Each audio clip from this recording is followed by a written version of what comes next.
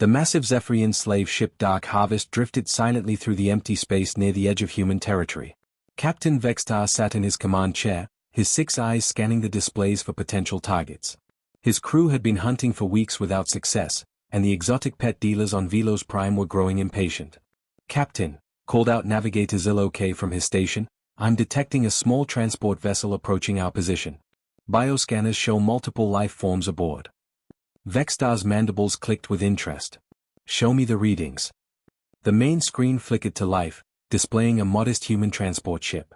The bioscanner data scrolled past in glowing green text.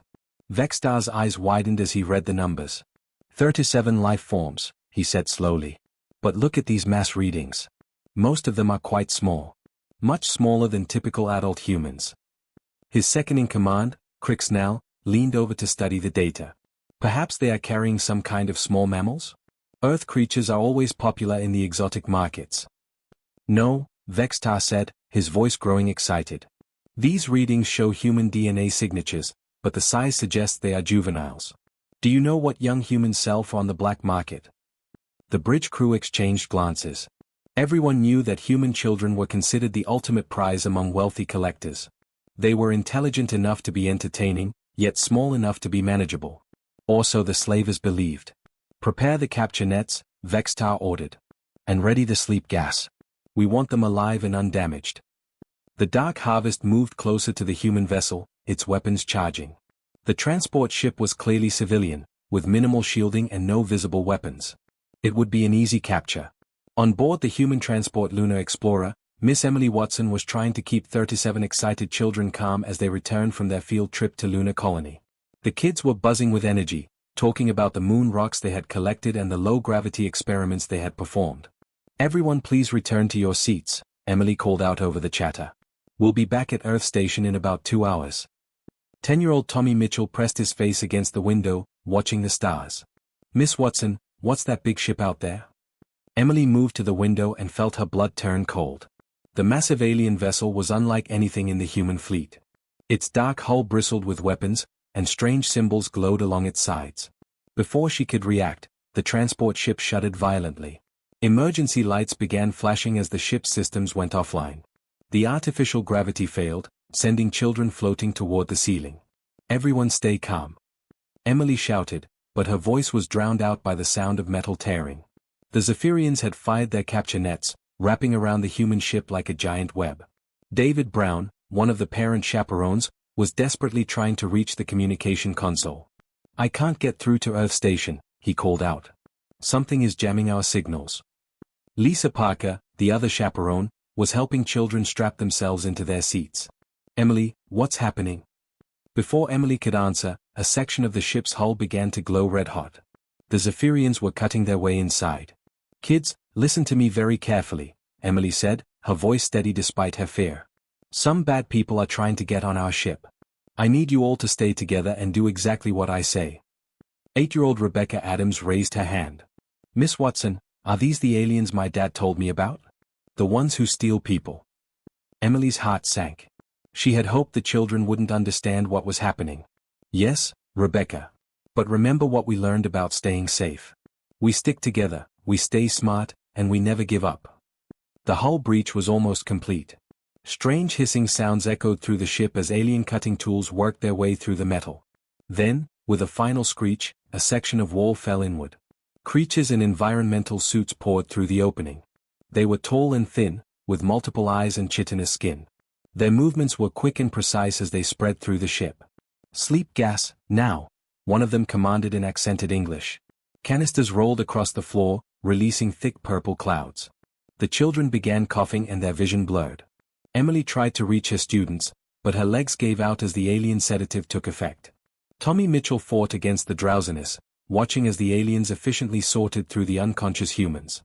He heard them talking in their strange language, pointing at different children and making notes on glowing tablets. "These small ones first," one alien said.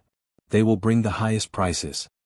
As Tommy's consciousness faded, he managed to whisper to Rebecca, who was lying beside him. "Remember what my dad taught me about being captured. When we wake up, we fight back with everything we've got." Rebecca nodded weakly before the gas finally overcame her. The Zephyrians worked quickly, loading the unconscious children into restraint pods designed for transporting valuable cargo. Emily and the two adult chaperones were placed in separate, maximum security containment units. Captain Vextar supervised the operation with satisfaction. "Excellent work," he told his crew. 37 human juveniles will make us rich beyond imagination. The buyers on Velos Prime will pay anything for specimens this young. As the Dark Harvest prepared to jump to hyperspace, none of the aliens noticed the small details that should have warned them. They didn't see the military precision patches on some of the children's backpacks. They missed the survival handbooks in Tommy's bag. They failed to notice the way even unconscious children seemed to cluster together protectively. Most importantly, they had no idea that human children, when threatened, became something far more dangerous than any adult human warrior. They were about to learn why Earth was classified as a death world, and why its youngest inhabitants were the most dangerous of all. The ship jumped to hyperspace, carrying its cargo toward what the aliens believed would be an easy profit. They had made the biggest mistake of their lives. The cargo hold of the Dark Harvest was dark and cold when the children began to wake up. Tommy Mitchell opened his eyes first, blinking against the dim purple lighting. His head hurt and his mouth tasted like metal, but he was alive.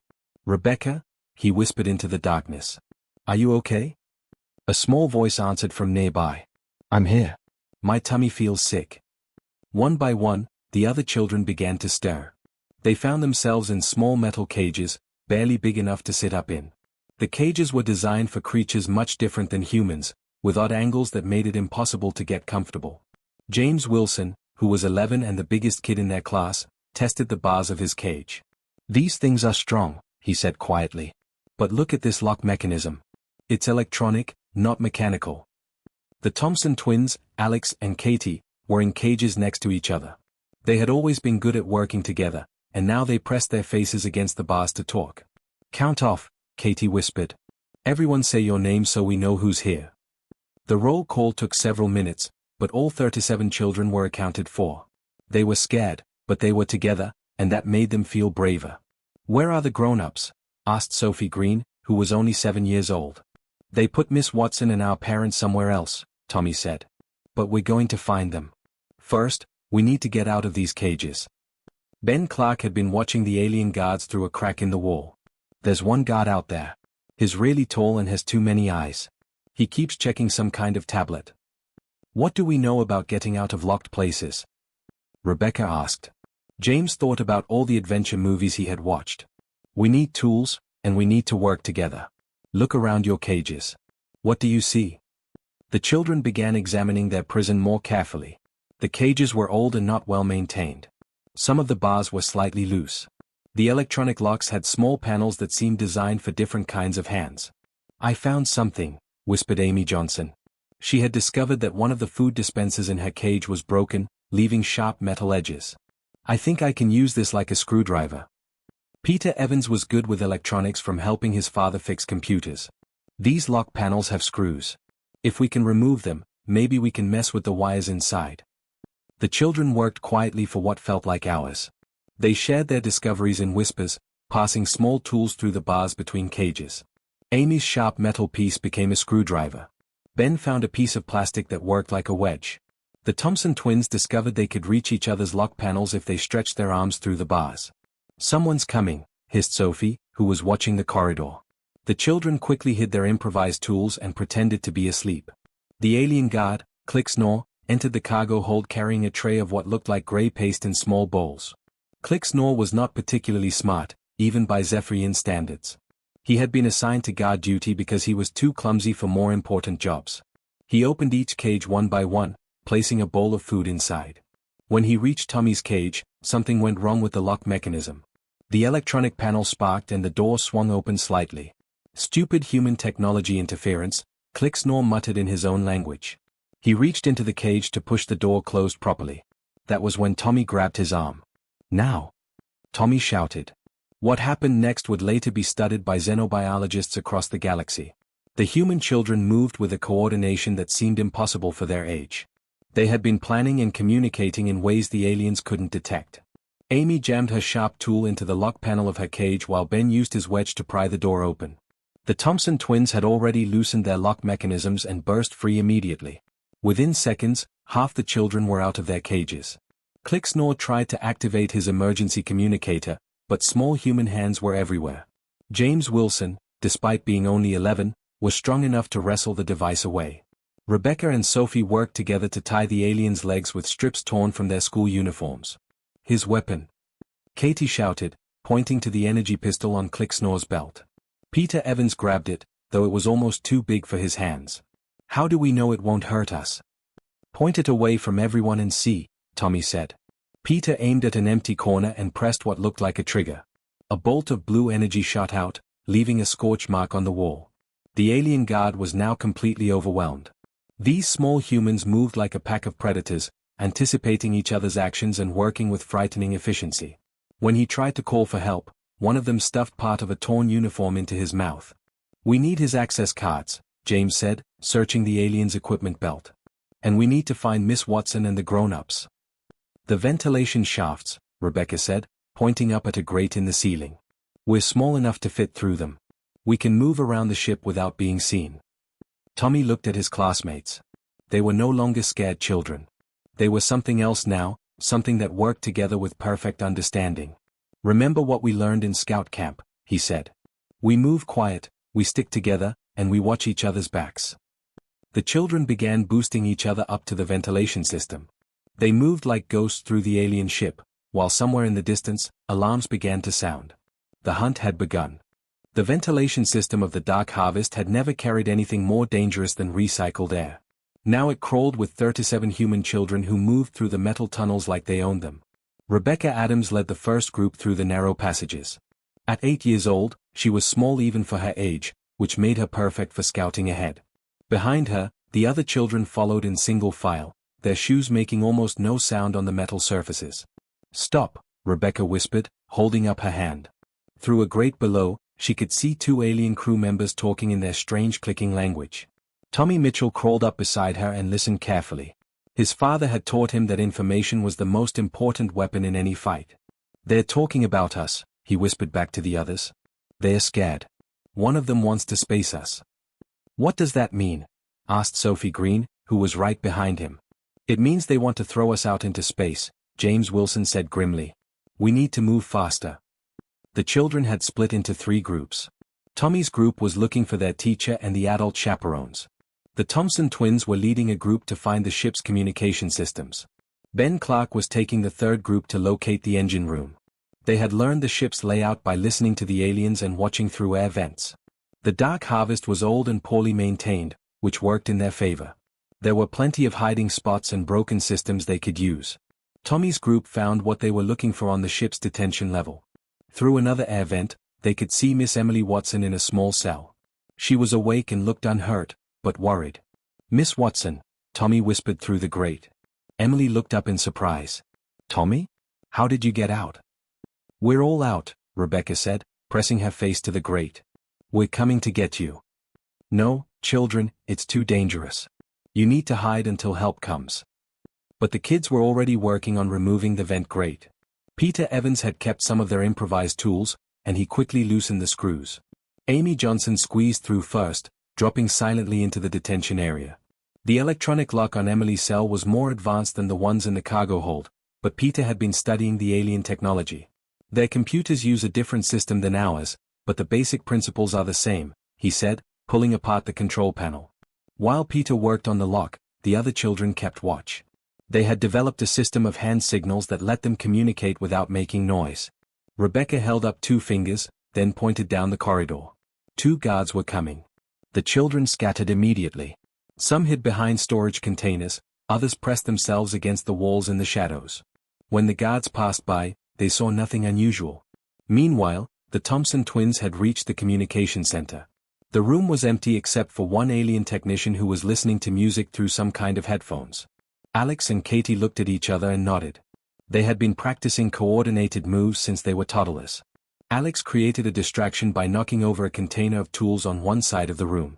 When the technician turned to look, Katie slipped up behind him and pulled his headphones down over his eyes. The confused alien spun around, tangled in his own equipment, while the twins quickly accessed the communication console. Can you read this? Katie asked, pointing to the alien symbols on the screen. Some of it, Alex replied. He had always been good with patterns and codes. This looks like a message log. And this might be how to send a message. They worked together, trying different combinations until they figured out how to access the emergency communication system. Alex began typing a message while Katie kept watch. In the engine room, Ben Clark and his team were discovering something important. The ship's power systems were controlled by a central computer, and that computer had a manual override panel that looked like it hadn't been used in years. If we can shut down the engines, Ben said, they can't take us anywhere else. But won't that make them mad? Asked Sophie, who was getting tired of being brave. They're already mad, James said. And scared. Did you see how that guard looked at us when we caught him? Like we were monsters or something. Sophie thought about this. Maybe we are monsters. When people try to hurt kids, maybe kids have to become monsters to protect themselves.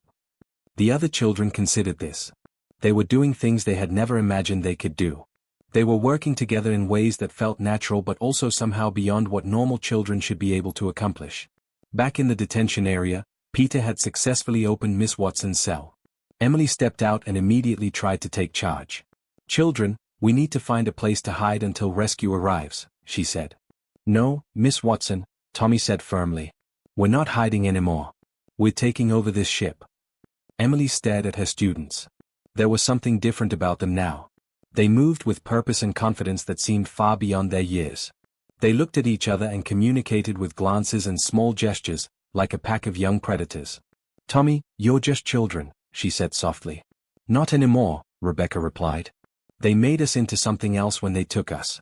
Now we're going to show them what human kids can do when you make us mad. Through the ship's communication system, Alex's message was already reaching Terran Defense Force stations. But more importantly, the children were learning that they didn't need to wait for rescue. They were becoming their own rescue. The ship-wide alarm had been blaring for 20 minutes when Captain Vextar finally understood what was happening. His precious cargo had escaped, freed their adult guardians, and were now systematically taking control of his vessel. How is this possible? He screamed at his crew on the bridge. They are juveniles. Small, weak juveniles. His second-in-command, Crixnell, was studying damage reports on his tablet. Captain, they have disabled our engines. They have taken control of 3 weapon systems. And they have somehow reprogrammed our environmental controls. The temperature on the bridge had been steadily rising for the past 10 minutes, while other sections of the ship were becoming uncomfortably cold. The lighting flickered on and off in patterns that seemed almost playful. They're playing with us, Crixnell said with growing fear. Meanwhile, in the ship's main corridor, the human children had organized themselves into something that would have impressed a military strategist. They moved in coordinated groups, communicating with hand signals and whispered code words they had invented on the spot. Tommy Mitchell had become their natural commander, but he shared leadership with the older kids. James Wilson handled tactics, the Thompson twins managed communications, and Rebecca Adams had proven to be their best scout. Red Team, report, Tommy whispered into a communication device they had taken from a captured guard. Engine room secure, came Ben Clark's voice. We've figured out how to control life support from here. Want us to make it really hot on the bridge? Not yet. Blue Team. We've got the army, Alex Thompson replied. These weapons are too big for us, but we can make sure the aliens can't get them either. The children had discovered something that their alien captors couldn't understand. Human children, when threatened, didn't just fight back individually. They formed a collective intelligence that was greater than the sum of its parts. Miss Watson watched her students with a mixture of pride and concern. She had been freed from her cell, along with the parent chaperones David Brown and Lisa Parker, but the children barely seemed to need the adults anymore. Emily, David said quietly, I've been in the military for 15 years. I've never seen coordination like this, not even from elite units. They're still just kids, Emily replied, but even she wasn't sure she believed it anymore. The children proved her wrong moments later when they encountered their first real resistance from the alien crew. 6 Zephyrian guards had barricaded themselves in the ship's mess hall, armed with energy weapons and determined to retake control. They had every advantage: size, strength, superior weapons, and military training. Surrender now, little humans, the lead guard called out in broken English. Return to your cages and we will not hurt you. The response came from 37 young voices speaking in perfect unison, no. What happened next would be talked about in Galactic Council meetings for years to come. The children attacked using tactics that no military academy in the galaxy taught, because no adult mind could have conceived them. They turned childhood games into weapons of war. Rebecca Adams started it by calling out, Red Rover, send the aliens right over." The guards expected a frontal assault. Instead, they got something far worse. The children linked arms and moved as a single unit, but not in the direction the aliens expected. Half the group went high, climbing on tables and storage units. The other half went low, crawling under furniture. When the guards tried to aim their weapons, they found targets everywhere and nowhere. The children moved like water, flowing around obstacles and regrouping instantly. "Tag, you're it," shouted Amy Johnson as she slapped a guard's leg and rolled away. Before the confused alien could react, 3 more children had touched him from different directions. The guard's training told them to maintain formation and pick targets, but how do you target an enemy that treats combat like a playground game? The children weren't just fighting, they were having fun. James Wilson organized a game of King of the Hill, using an overturned table. Every time a guard tried to establish a defensive position, children would swarm from all sides, not to hurt him but to claim his spot. It was psychologically devastating. The breaking point came when Sophie Green, the youngest at 7 years old, looked up at a towering alien guard and said, "You're not very good at hide and seek. I can see you." Then she vanished. One by one, all the children disappeared. The guards found themselves alone in the mess hall, surrounded by empty space and the echo of young laughter coming from everywhere at once. "Where did they go?" one guard whispered. His answer came when the lights went out.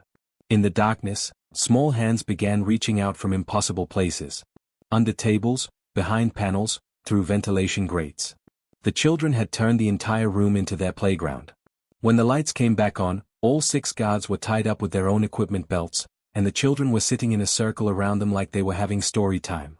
"Miss Watson always says we should be nice to visitors," Tommy said to the terrified aliens. "So we're going to take really good care of you until we get home." Throughout the ship, the remaining Zephyrian crew heard the news of their comrades' defeat. These weren't just human juveniles. They were something far more dangerous, human children who had decided to stop being afraid. Captain Vextar locked himself in his quarters and began composing a message to the Galactic Council. If he survived this, the galaxy needed to know the truth about human offspring. They were the apex predators of the universe. The Terran Defense Force battleship Guardian dropped out of hyperspace exactly where Alex Thompson's emergency message had indicated. Captain Sarah Reynolds expected to find wreckage or, at best, a desperate rescue situation requiring immediate military intervention. What she found instead defied every expectation. The Zephyrian slave ship Dark Harvest was intact and transmitting a continuous surrender signal. More puzzling, the ship's weapons were powered down, its engines were disabled, and it was broadcasting what sounded like children singing nursery rhymes on the emergency frequency. "Captain," reported Lieutenant Martinez from the communication station, "we're receiving a message from the alien vessel. It's a request for immediate pickup of surrendered prisoners." "Prisoners?" Captain Reynolds frowned. "I thought they were the ones taking prisoners. The message says, and I quote, 'Please remove small humans immediately. We surrender all claims. They have taken our ship. We are very scared. Please help us.'" Captain Reynolds had spent 20 years in the Defense Force and had never heard anything quite like that. Prepare a boarding party. Full tactical gear. But when the boarding party docked with the Dark Harvest, they were met not by armed resistance, but by 37 human children standing in perfect formation. The kids looked tired but unharmed, and they were clearly in complete control of the situation. "Hi," called out Rebecca Adams cheerfully. "You must be the rescue people. We're ready to go home now." Behind the children, the boarding party could see dozens of alien crew members tied up with improvised restraints, sitting quietly against the walls with expressions of absolute terror on their faces. Tommy Mitchell stepped forward as the apparent leader. "The bad aliens are all tied up. We made sure they couldn't hurt anyone else. Miss Watson and our parents are safe. Oh, and we figured out how to work their computer system. Want to see?" Lieutenant Commander Jackson, who led the boarding party, had participated in hundreds of rescue operations. None had ever begun with a child offering to give him a tour of the enemy ship. "Son," he said carefully, "are you telling me that you and your classmates captured this entire vessel?" "We had to," replied James Wilson matter-of-factly. "They were going to sell us to bad people. Our teacher always says we should solve our own problems when grown-ups aren't around to help." In the ship's brig, Captain Vextar was found curled in a corner of his own cell, rocking back and forth and muttering in his native language. When the human soldiers approached, he looked up with eyes that had seen things no Zephyrian mind was equipped to process. "Take them away," he babbled in broken English. "Small Deathworld spawn. Not natural. They work together like hive mind but think like individuals. They turned our ship into playground. Made games out of hunting us. We are predator species, but they are something worse." The ship's logs told an incredible story. The children had not only escaped their confinement but had systematically captured every crew member through tactics that combined childhood games with guerrilla warfare techniques. They had done it without seriously injuring anyone, which somehow made it even more terrifying to the aliens. Dr. Elizabeth Chen, the Defense Forces xenopsychologist, interviewed several of the captured Zephyrians. Their descriptions were remarkably consistent and deeply disturbing to species that had evolved from prey animals. "They moved like pack hunters," one guard reported, "but with the creativity of chaos bringers. When we tried to fight them with standard tactics, they responded with things we had never seen. They turned their small size into an advantage. They used their supposed weakness as children to make us underestimate them. Then they struck with coordination that would impress your best military units." Back on Earth, the incident became known as the Lunar Colony School Trip Rescue, though the children always corrected people when they called it a rescue. "We rescued ourselves," Sophie Green would say proudly to reporters. "And we had fun doing it." The Galactic Council convened an emergency session within days of receiving the full report. The existing warnings about humans were already extensive, but they had focused mainly on adult capabilities. The new data about human juveniles was unprecedented. Ambassador Kethran of the Altarian Federation stood before the assembly and read the updated advisory that would be distributed to every spacefaring civilization. Previous assessments of human offspring have proven catastrophically inadequate. Human children, when threatened, do not simply fight back. They form collective tactical intelligence while maintaining individual creativity. They adapt faster than any known species. They show no fear of death when protecting their social group. They treat warfare as entertainment, which makes them psychologically unpredictable to all known military doctrines. The ambassador paused and looked around the assembly hall. Most disturbing of all, they accomplish these things while maintaining what they call playing nicely. They captured an entire ship and crew without causing permanent harm, because their adult guardians had taught them to be kind to others. In the back of the assembly, a representative from the Zephyrian Confederacy stood up. "If I may," he said in a shaking voice, "we would like to propose that any hostile action against human children be classified as a galactic war crime. Not for moral reasons, though those exist, but for practical ones. We cannot afford to make them angry at us." The motion passed unanimously. On Earth, the children returned to their normal lives. They finished their science project about moon rocks, which won first prize at the school science fair. But their teachers noticed that they continued to move together with that same airy coordination whenever they played group games. Miss Watson kept the official report in her desk drawer. Sometimes she would read the final line and shake her head in amazement. Recommendation: under no circumstances should human children ever be threatened. Consider this species' offspring to be the most dangerous life forms in known space. Then she would watch her students at recess and smile. They were still just kids, after all. Mostly.